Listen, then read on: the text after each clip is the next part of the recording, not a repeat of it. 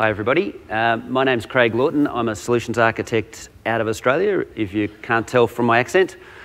And I'm really excited to be here today. It's my first reInvent, and I'm really excited to be speaking with these two customers today. So we're going to hear from iRobot, and they're revolutionising home robots and cleaning your house, and they've deployed 10 million of these robots worldwide.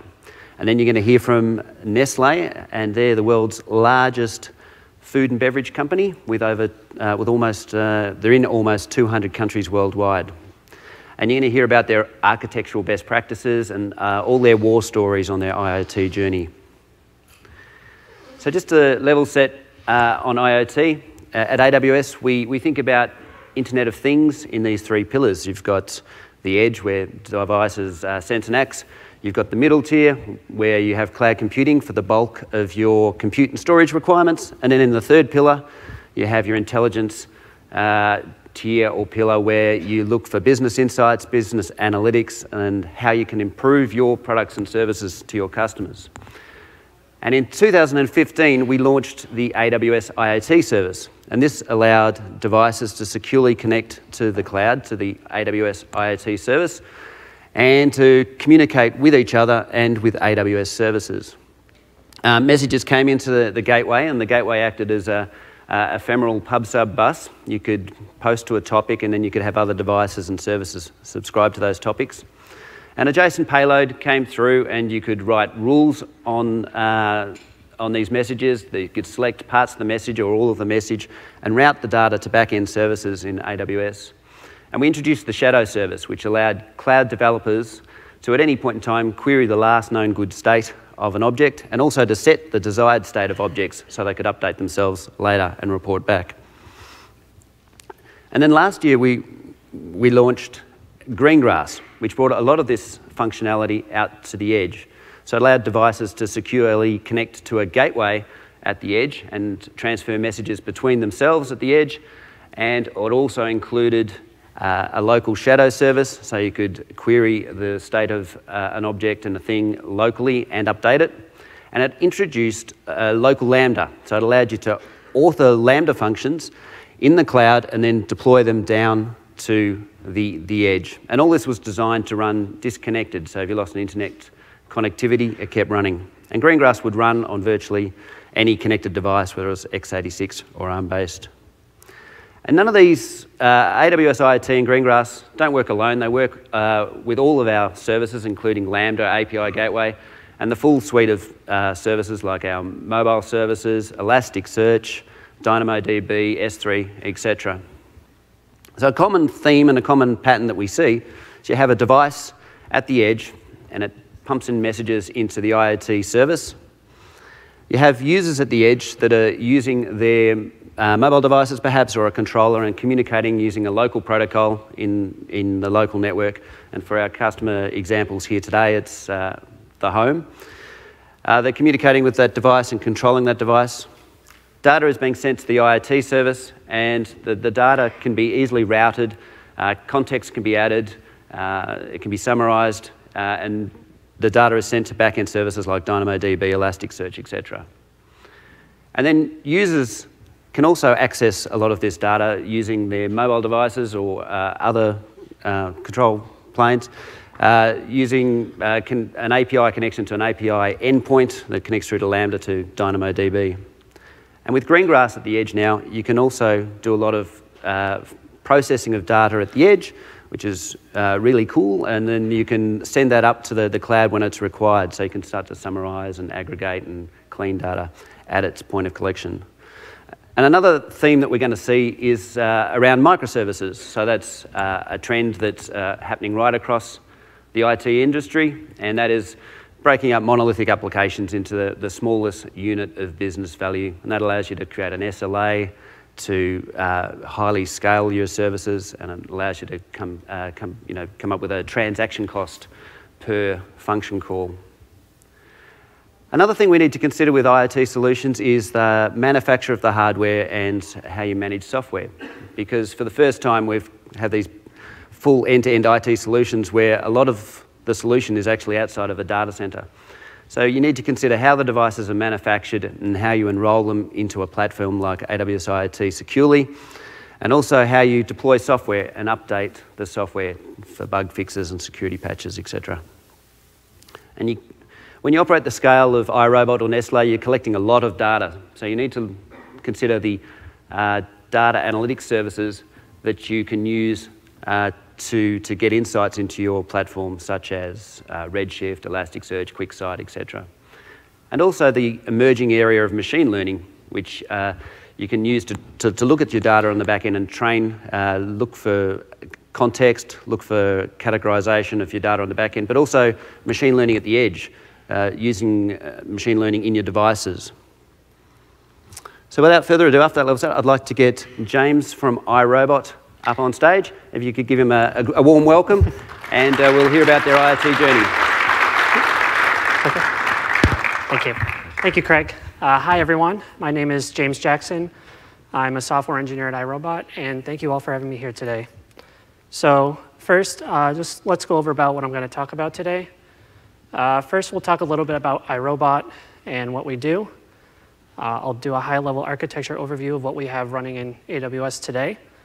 And then I'll go a little deeper into some challenges we had while implementing our system and how we solved them. So a few challenges will be how we deploy our code, how we do red-black deployments, and how we manage all the robots out in the field today. And finally, we'll talk a little bit about working with the AWS team and our experiences with them. So first, iRobot. We are the consumer robot company. Our most well-known product is the Roomba vacuuming cleaner. You can see it on the left there. We also have a line of mopping robots. In the middle, we have the Brava Jet and the Brava 380 on the right. So our flagship model, the Roomba 980, was a big step forward for us. It was our first Wi-Fi connected robot, and it was our first mapping robot with systematic navigation. That means it gives you the nice straight lines in your rug. It means it can, when it's done cleaning, it can create a map of your house, and it can post a mission report in the map to the cloud so the end user can view it on their iRobot app. So since we've launched, we've released three additional models that can connect to AWS. We've tested our system to support millions of robots running in AWS.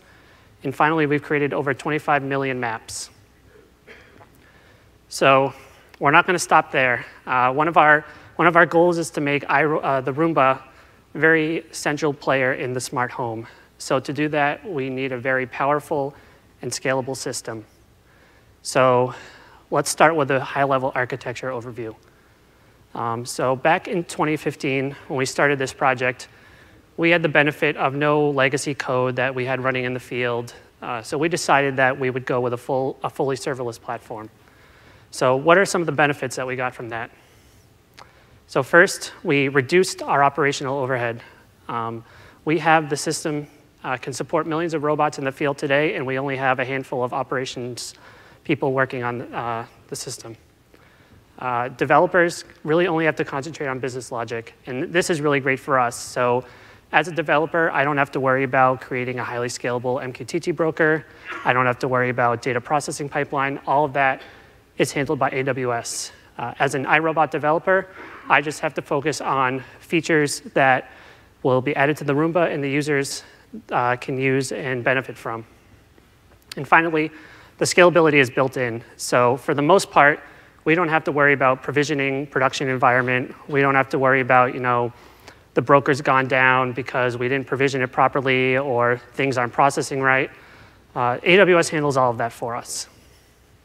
So this is a very high-level diagram of what we have running in the cloud today. So on the left here, you have the iRobot app can talk to the Roomba, and both of them can talk to AWS. So on the top here, we've structured our code base into different microservices that all represent different parts of functionality in our system.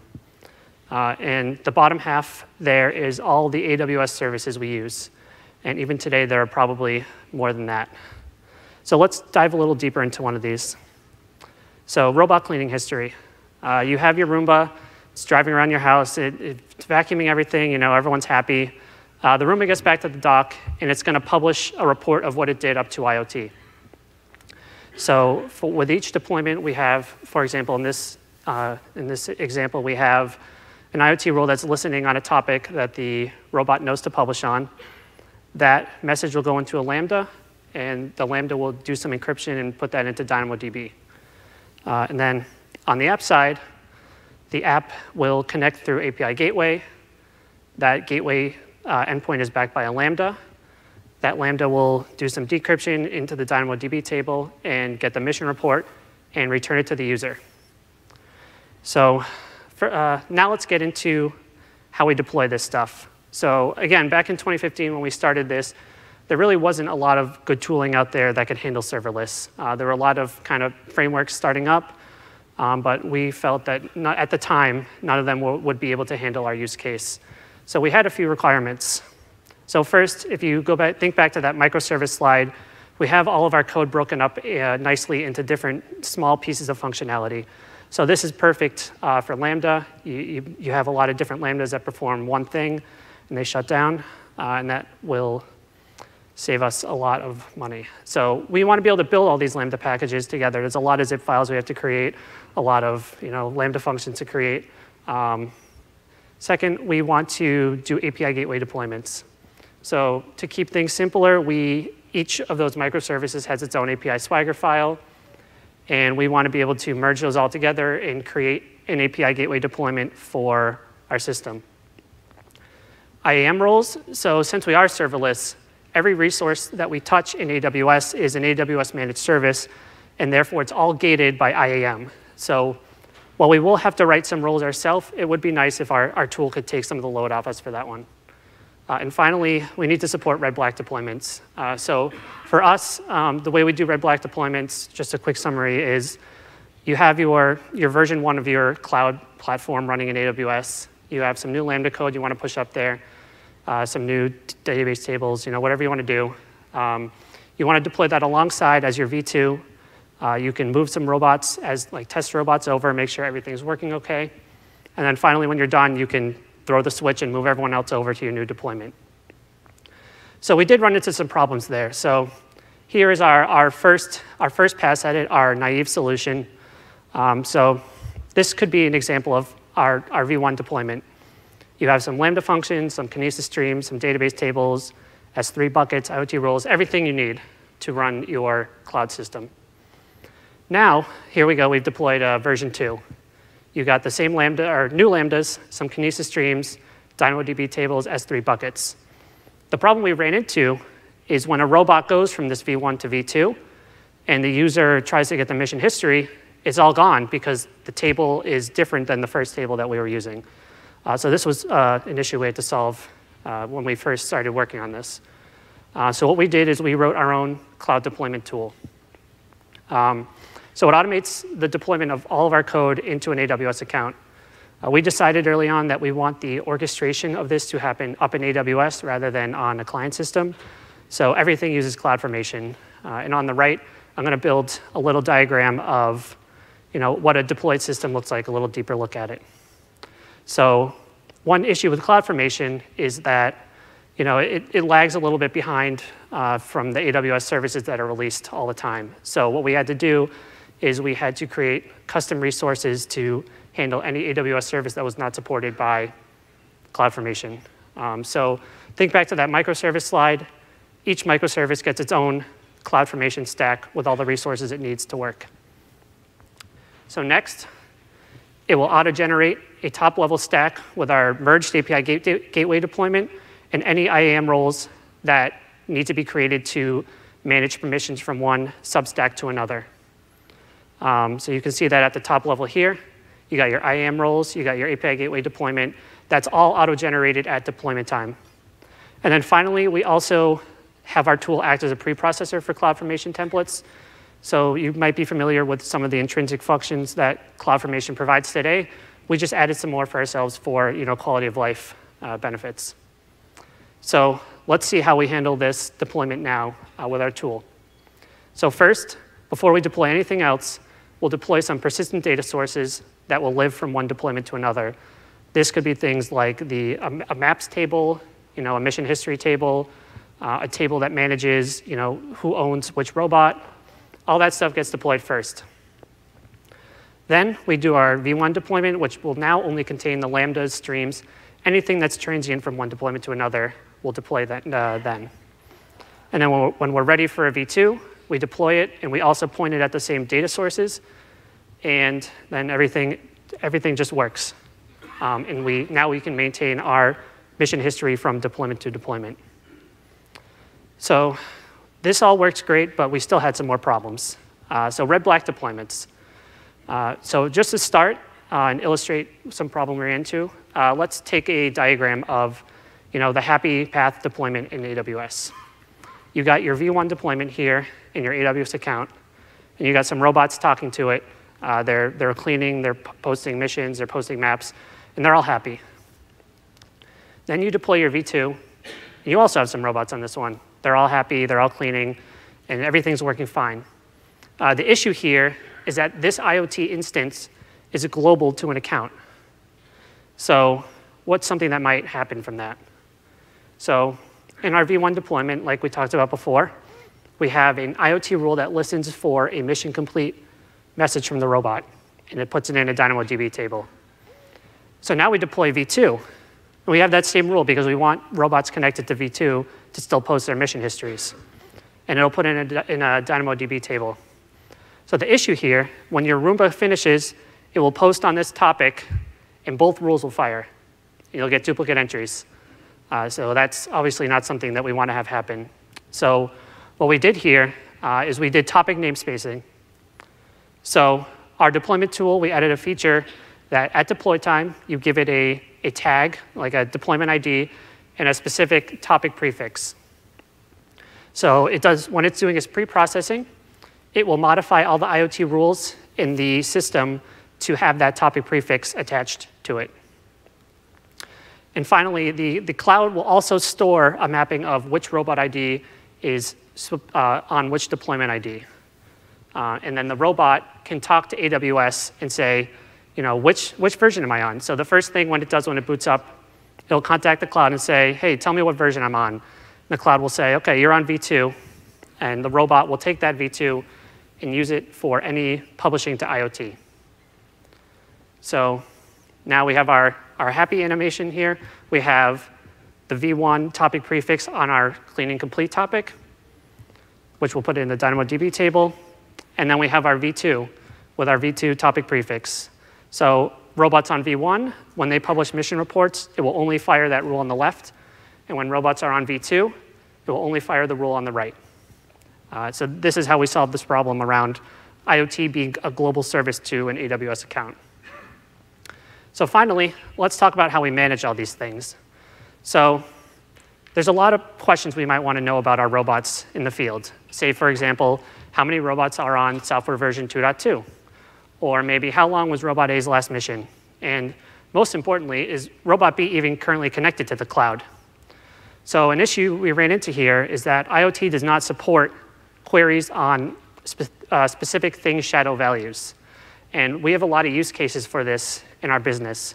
So for example, if a customer calls in with a robot issue, the customer care agent will need to be able to say, well, OK, your robot's on version 2.2. We've released a fix for your issue in version 2.3. Please wait, and we'll push that update to your robot. So from a DevOps standpoint, I have released a new version of the software, 2.3, and I'm pushing it out to robots. I need to know how many robots have actually made it to that version and how many are still on 2.2. And again, with our deployment IDs, when we migrate robots from one version of our cloud code to another, we need to make sure that they're all migrating, they're all still working, and that we don't have any stragglers on old versions. So how do we do this? So we have all our robots in the field, all publishing to IoT. So what we do is we use Elasticsearch to store the state of our fleet. So what we have here, all the robots are publishing. We have an IoT rule on the thing shadow document topic. So the way this topic works is anytime a robot publishes to IoT, we get a message that contains the entire new thing shadow after the message was published. And we send this into Kinesis, into Lambda, into Elasticsearch. So originally, we tried the Elasticsearch action natively in IoT. An issue we ran into there is that each message from the robot was creating an individual TLS connection to our Elasticsearch cluster, and with the volume of messages coming in, it was taking it down. So that didn't really work for us. So one pattern we found is using Kinesis to Lambda kind of allows you to create a buffer on this, and you can also batch process your messages into Elasticsearch. So finally, let's talk about our experiences working with AWS. Back in 2015 when we started this, the options for connecting a robot to IoT, the client certificate, there's only two ways. You could generate a cert from AWS, or you could create a cert signing request and send that to them, and they would give you your certificate. The problem with us is at the time, we already had robots deployed in the field. So it wasn't really feasible for us to generate a certificate for each individual robot, send it to the robot, and have that robot take the new cert. And then also, this is a very difficult process to integrate into a manufacturing line. So with those two older flows, we would need a constant connection from our manufacturing plant to AWS. So any outage in that connection or any AWS outage would create a stop on the line, and that is not something that we want. So what they did for us is they reworked their product roadmap to support bring your own certificate before we launched our system. So working with AWS Enterprise Support has also been a great experience. We've had weekly on-site office hours, so developers can come, bring their question of the day, make sure they're doing the right thing, we're following best practices, we're not going to do anything crazy that's not going to scale or work well for us. And we've worked really closely with them to validate the scalability of our system. We also have cadence calls with them to track any enhancements of the service. So for example, that bring your own certificate flow, we'll get updates, how is everything going? What are your plans for the future? How can we kind of adapt to handle any changes in the platform? And finally, we've scheduled a lot of load test events with them to make sure that everything is going to work. So, Black Friday, Christmas morning, we get huge registration spikes in our robots. So we need to test for those events to make sure, everything's going to work and our system is not going to fall over. So finally, just to kind of reiterate everything, building on AWS has been really great for us. And we've created a really great system with a small team. So developers, testers, operations, we probably have 10 to 20 people working on this. Our red-black deployment scheme, I think, is one of our best assets. So it allows us to deploy new code into our environments, test it, and migrate robots from one to another without any downtime to the robot or to the end user. Our Elasticsearch cluster has enabled us to perform very powerful queries on our fleet of robots and kind of get a good snapshot in time of how everything's performing. And then finally, AWS has really worked with us to help us succeed using AWS IoT and all the managed services they provide today. Thanks, James. Thanks. I'm really looking forward to getting one of those iRobots at home and mapping out my house. I've got 2 kids and 2 cats, so it'll be interesting to see how they deal with a robot vacuum cleaner. I noticed with Elasticsearch that you collect all the data all the time. I wondered what led you to that decision, and also what are the types of queries that you're performing? Sure. So first, collecting all the data all the time, it's really important to be able to kind of look at your fleet and say, are we good? Is everything okay? And what are our robots doing? And make sure everything that we're doing is okay. So like I said, the kind of queries we're performing, when we're pushing software updates, everything's happy, no problems. When we're releasing new versions of cloud code, are the robots migrating? And just, all that kind of stuff is really helpful to us from an operations point of view. Interesting. And another thing I noticed was that you've combined a lot of times the AWS IoT service and Kinesis. Now, notionally at a really high level, both services are around streaming and moving data around. I was wondering what decisions you took about when to use one versus the other. Sure. So we use Kinesis in a lot of ways on our platform. So the one that I demonstrated in the slides today was kind of batch processing updates from IoT into Elasticsearch. And that way we can kind of not overload our cluster. We don't have to over-provision it so high that it's going to cost us a ton of money. So that we can push 100 messages at a time and not take everything down. The second way we use it that's really important is acting as kind of a reliability buffer for messages from IoT into any of our backend systems. So one example, we have a lot of, sometimes we have messages from the robot. We want to take action and store it in a DynamoDB table or S3 bucket. So what we do is we put Kinesis in front of the Lambda. And so if our Lambda ever goes down or there's ever throttling issues on a back-end database, we'll get a lot of errors. A lot of alarms will raise. We can fix the issue. And then the Kinesis stream will just become happily processing again. And it will start putting all the backup messages into the back-end data storage. OK. And one other question I had was, I noticed that you've gone with a serverless approach and used the cloud-managed platforms. And did you consider containers versus the serverless approach, and what are the benefits that you've found? Sure. So I'll preface this by saying I don't have a ton of experience with containers. So like I said before, we didn't have any legacy code that we cared about. We decided that from an operational standpoint, a total cost of ownership standpoint, that serverless would be better for containers. And really, from my point of view, containers seem like a very good solution, or at least a very good stepping stone from people that have code that's already out there that they need to maintain. They have on-premise or EC2, and they want to start moving towards a managed service without kind of taking the big leap. But for us, since we had nothing out there, serverless seemed like the natural choice. Yeah. Thanks, James. Put your hands together for James from iRobot. And we're going to introduce David from Nestle to the stage to talk about Nestle's journey with IoT. Welcome, David. Good one. Thanks.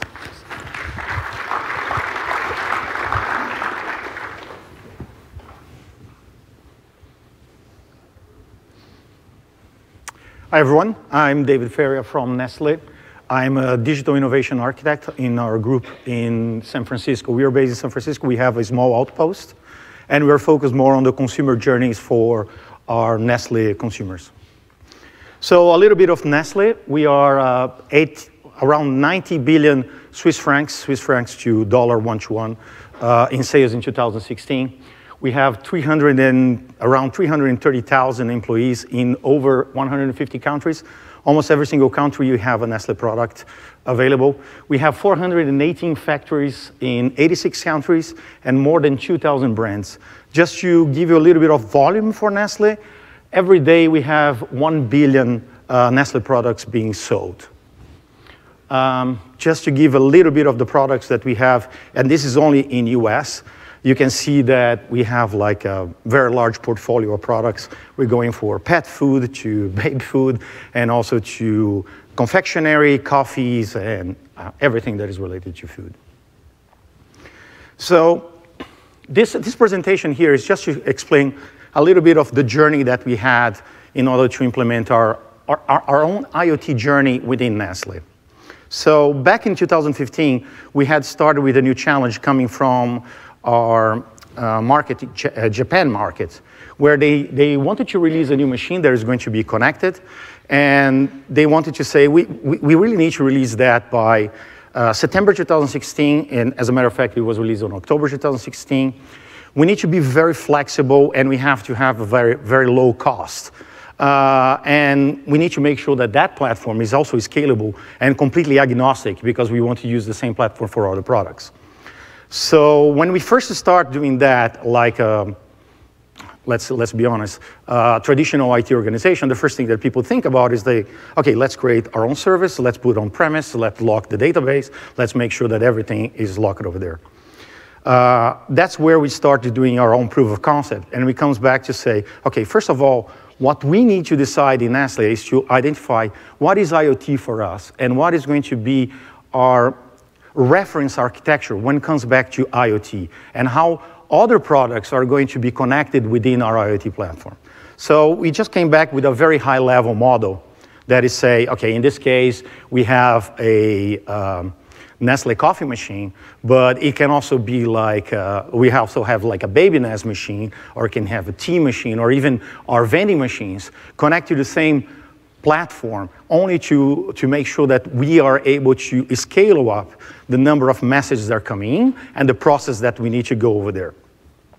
So that becomes our reference model. And then we start working together with AWS in order to say how we are going to make sure that this is going to be available on October 2016.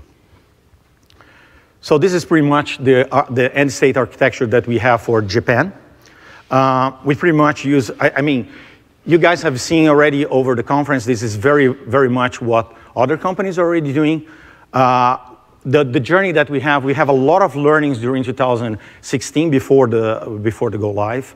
So we have pretty much the AWS IoT, the message broker over there. We also have the rules engine operating in different type of messages. But things that we didn't know before we start is how to use in Kinesis. And Kinesis stream for us was actually something that helped us a lot because we were able to buffer all the messages coming from those machines.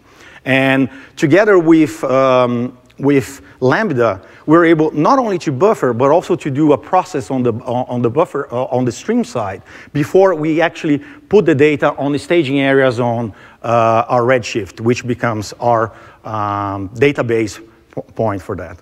We also have, as you see from down below, we also have firehose just to make sure that we store every single message that we receive without any process. So we were able to later on do debugs or even validate to say, is this the right information? And believe me, when I say that, people say, okay, you're probably going to archive that. We do a lot of analysis on those data, on those messages, and those becomes very, very important for us. Even when you think about in the future when we're going to do machine learning and deep learning on those messages. So you can even see a pattern going forward later on to say that S3 connect maybe to Athena or any other type of machine learning going side by side. Then moving forward, we say, one of the things that we need to guarantee, and it's kind of a completely break about the whole mindset on traditional organizations, to say, this system is going to be responsible only for IoT.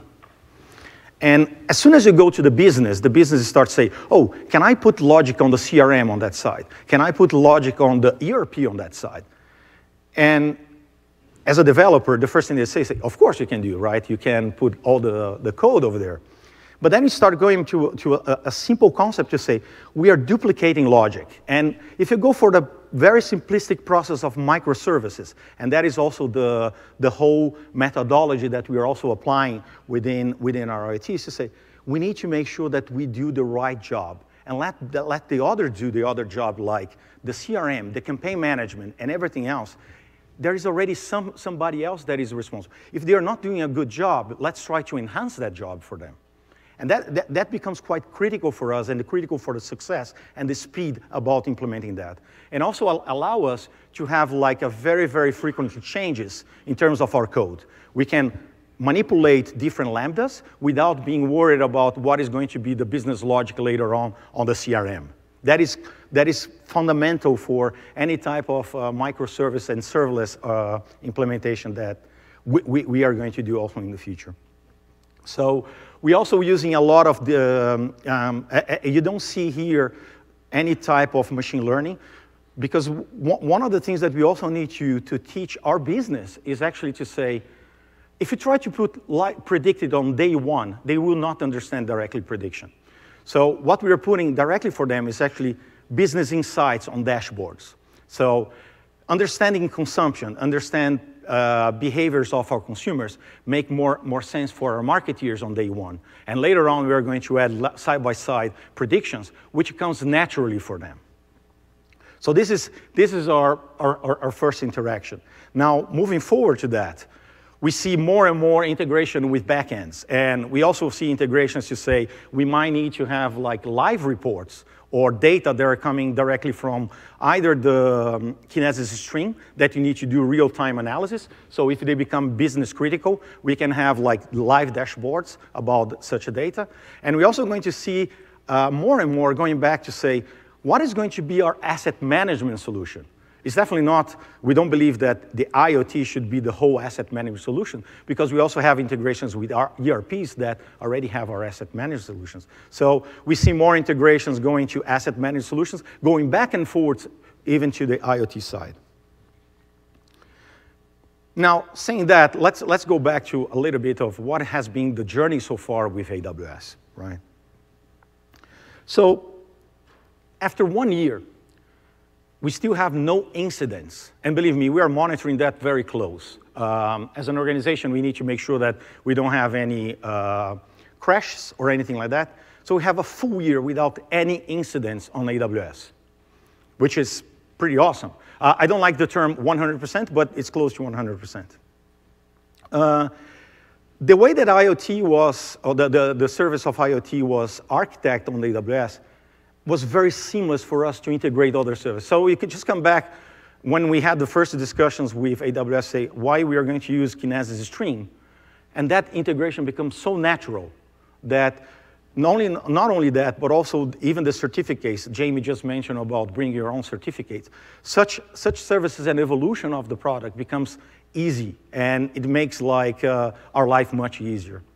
Going back also to the fact of the certificates, we have the de facto implementation of security. So we already ship our devices with our own certificates, and we are able to apply different policies and topics as soon as the device is on board on our platform. So by the time the device is on board, we understand what is this device. We set that information directly into our Redshift in terms of reference, and we also set both the policies and the topics that that device is going to be responsible to publish data.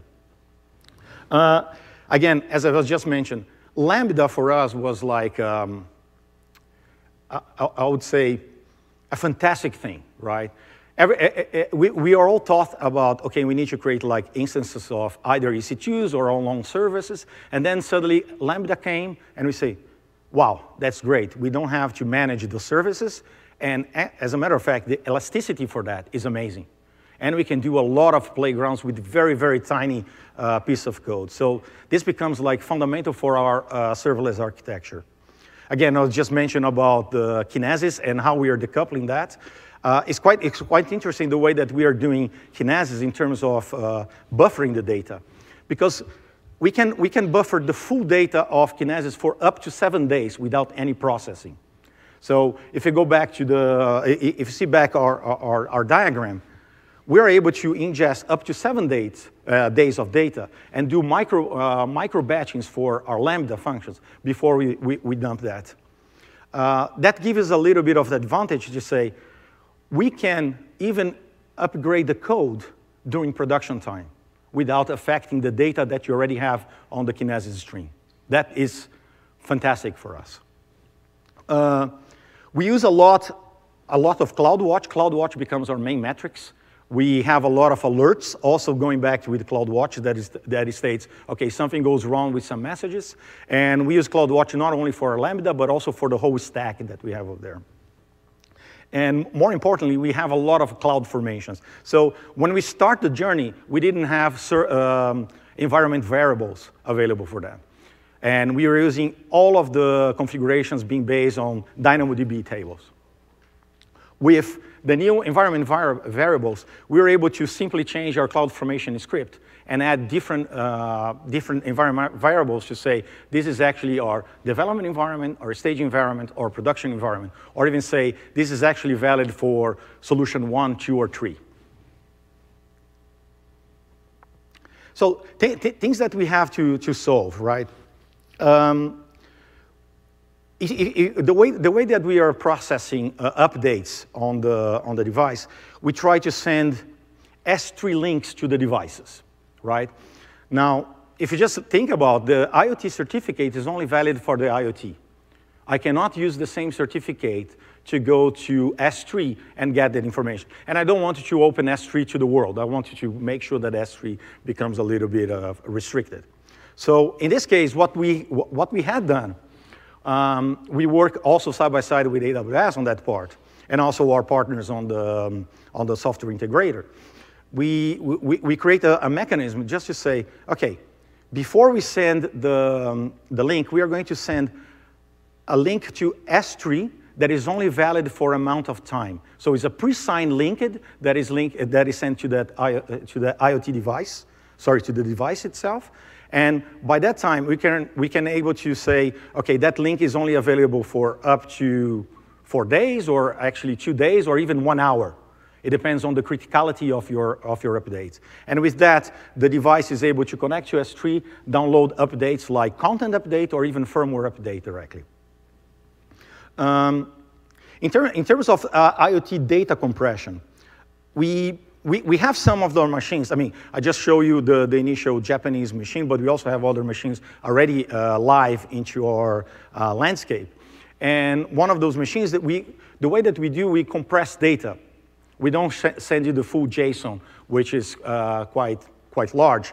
So for that, we're using protbuf in terms of the protocol. So we just reduce the data, transmit that data being compressed. We use the same certificates from the device, and we're able to explode, let's call it that way, into a proper Lambda function, before we store that into Redshift.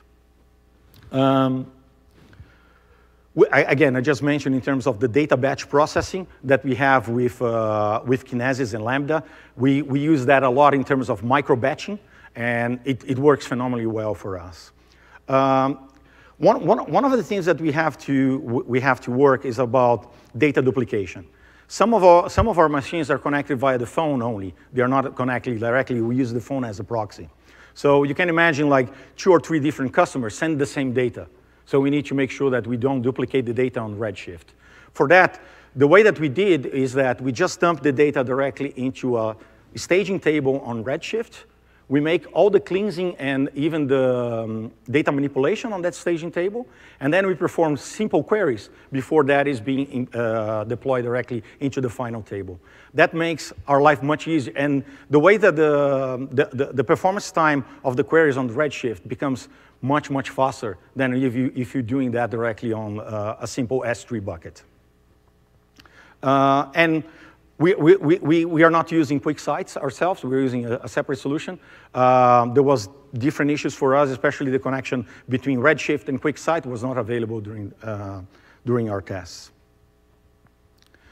Things that we talk with AWS, I mean, we talk about the device shadow usage and the price model for that. We changed, I mean, just being a new announcement from AWS, I think last week, and the price model changed drastically. And for us, it makes a lot of sense for going that. So we're going to use more and more the shadow, which is something that we really love. But before even querying every single shadow you pay for a message, it was a different model. Now it becomes easier because you can make a full connection to the cloud. In terms of the IoT device registry, I think there's a lot of things that AWS is already working on that. And we are working side by side with them in terms of improving the registry process itself. End-to-end testing is something that today everybody needs to do by itself. And we believe that this together with the proper blueprints should be also part of the program. So you can make sure that you can do something very fast and try to do the end-to-end process right at the beginning, especially for testing. Which is also correlated to, let's imagine that you need to do some simulation of traffic. So think about a little bit of the chaos monkey that is working for Netflix. You also wanted to do something very similar on the IoT. So how are you going to maybe fail over even zones? That becomes quite important for us as well. Today, the device management portal is something that is still not there. And we believe there's a lot of improvements for that. And we believe that the API security should also use multi-factor authentication process. Now, before I finish that, I just need to mention 2 things. The work with AWS has been fantastic. All the architects that we've been working so far have been very, very, very helpful. And I strongly recommend anybody here to contact your architects on the AWS. And we also have like a fantastic help from Cefriel Milano in Italy, right? And if you just think about a traditional IT company like Nestle, getting new concepts like microservices and things like that is not something easy. So we rely a lot on Cefriel for that, and they help us a lot on this part. So that's it, pretty much. Thanks.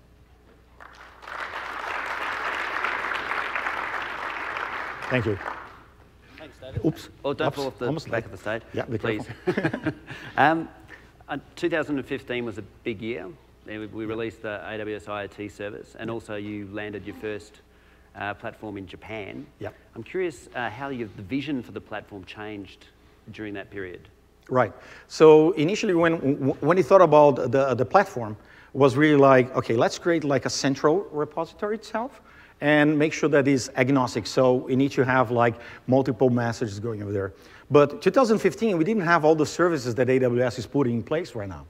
So a lot of the new services are already going to improve even our landscape. But more importantly, we're also going to see, depending on the criticality of the services, we need also to say, this is no longer going to be into a single zone, it's going to be multi-zone. And that's where we're going to handle. Luckily for us, we're using a lot of CloudFormation script, and we will be able to do that very fast. So yeah, makes it easy. Yeah. Because you started in Japan and then you rolled it out globally, can you describe the considerations that you took in a multi-region architecture and how that applied to this? Absolutely. So one of the things that we had to validate was really like, what is the response time? What is going to be the latency that you're going to have for the devices? And luckily for us, the response time and latency was not a problem in terms of the device that we have. Now, of course, if you're going back to medical devices, you cannot do the same same approach. But for us, that latency becomes like irrelevant, especially when the architecture between the components goes so fast within the AWS. So the only pain point that you have is the first request to the AWS. And for us, that was completely irrelevant.